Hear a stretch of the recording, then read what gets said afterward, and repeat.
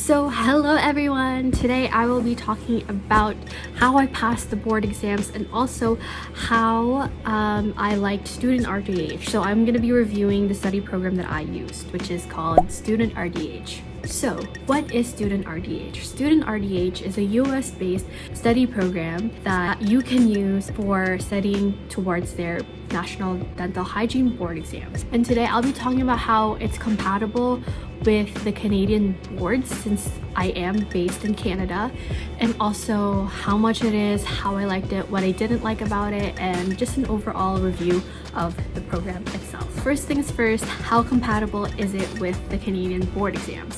Very. I mean, I did pass. So there's an option on the website to either choose for the Canadian boards or the US boards. They do also have the success package, the local anesthesia package, and other packages also for other exams towards your dental hygiene career. I used the Canadian dental hygiene study package. I'm unsure of if the success package is also compatible with the Canadian one. However, I have a feeling that it's similar, but the numbering system for that success package might be the US one, so it might not compatible as it is to the Canadian one. So how much was the package itself? It's around $300 Canadian. It's a hefty price, however it is worth your money. So what did I like about Student RDH? I liked that it was already organized for me. The boards are already so stressful enough, and getting your textbooks, getting your own notes together, another added on stress. So you're preparing to study and that's already stressful. I did not want that. So the Student RDH really helped with me not spending time on trying to get my stuff together. I did not want to find all my notes from first semester to the last and didn't know how to organize it, didn't know how to study from it. And Student RDH was really course by course and all organized. So another thing that I liked about the Student RDH is the details, the information, and how they compressed it into, I don't know how they did it, but into just very short sections for you to memorize and for you to learn from. I liked how it was very, very detailed, yet very concise in how much details they actually put in. Because in notebooks, in your notes from your lectures, from your textbook, you are going to be overwhelmed with how much information is in each lecture, is in each textbook. You don't know what to study. You don't know what information is important and what information is not. Student RDH has it all down for you. Student RDH knows what it is and gives you that information. It's all laid out for you and you don't have to worry if this is something that you should remember. Another thing that I really liked about Student RDH is there's 2 quizzes per course. It's really nice because it's different questions, a different pool of questions for you to study from, and you know, you kind of get to remember what you did and what you read and stuff like that. Another thing on the Student RDH is that there is a mock exam for you to do. So what I did is, before I started studying, is that I did the mock exam from the Student RDH and I got off what I knew and what I didn't know at all. Also, I liked about in this mock exam is that you can check your answers right away. Also, when you're taking a quiz or the mock exam, if you got something wrong, you are automatically going to get an explanation of why this was wrong and why this answer was right. It's very, very, very helpful. And I found that in the mock exams and the prep exams from the actual boards themselves from Canada, the Canadian board exams, they have prep exams that I will be talking about later, and they don't explain why something is wrong. You're just gonna get if it's right or wrong and which one's right. So you don't get an explanation, and you should whenever you get something wrong. So what did I not like about the Student RDH? Personally, I did not like how I can not share with by peers.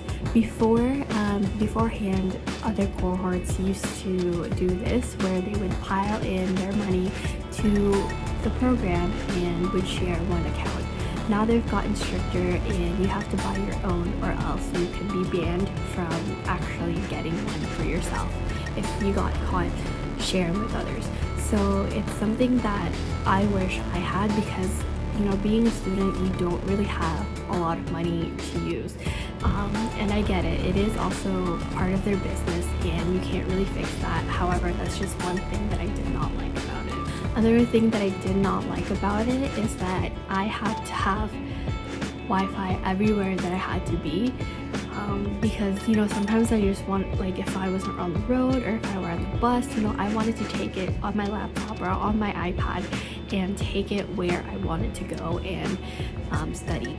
For sure, there's always a place around you that has Wi-Fi. However, if you just want to turn off your Wi-Fi and not get distracted from studying, it's a little bit hard because you can't really study with it with the Wi-Fi on. And also, stringing along that is that being on the internet while you're using the study program is that you get really tempted to go another tab, like go on Facebook, go on Twitter.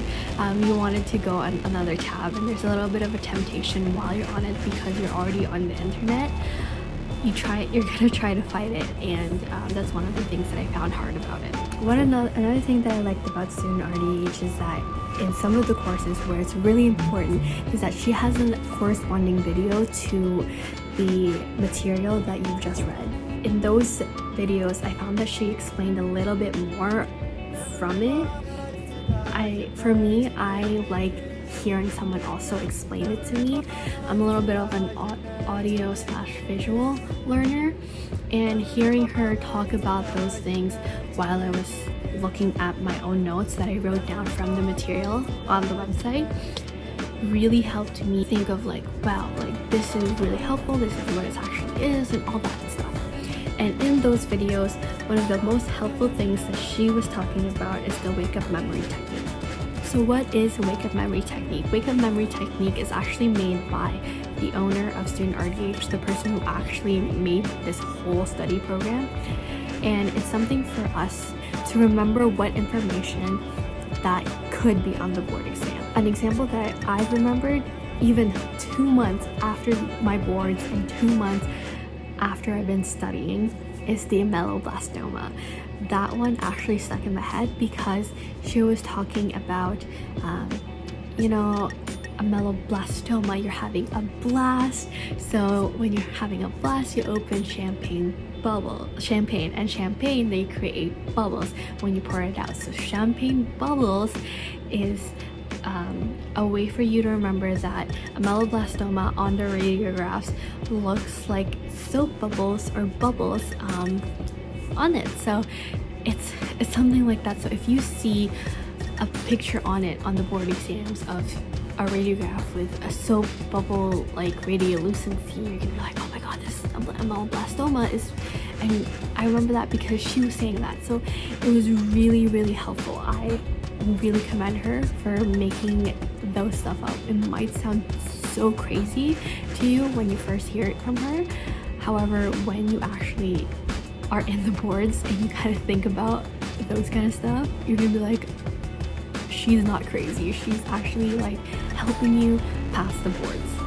When you sign up for their free emails, is that when you look at your email, as a student, I always looked at my email, you're gonna get a little vitamin, like I think she called it as a vitamin or something for your brain, something like that. So you're gonna see like little quizzes, just a one question about anything, oral pathology, radiography, anatomy, anything like that, and you're gonna get in your mail and you're gonna see a little quiz, and you're gonna even get an explanation of why that's the answer. Also, if you do follow them on Instagram, which I still do, you're gonna get on their stories, if you look at their stories or even on their feeds sometimes that they post a little quiz, and they do have the explanation as well. So yeah, if you want to try this Student RDH, you can actually go to their website and you can get 2 free courses.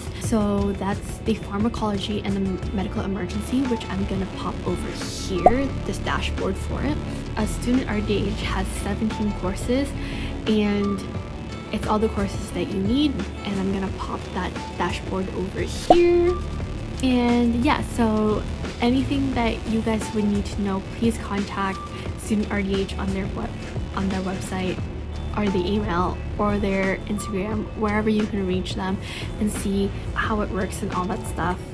This is my review of it, and I really recommend it to anyone who is looking for a study program to study for the National Dental Hygiene Board exams. And yeah, so my overall rate for it is a 9 out of 10. There are some little things that I wish they can improve on and stuff like that. However, all in all, I love the program.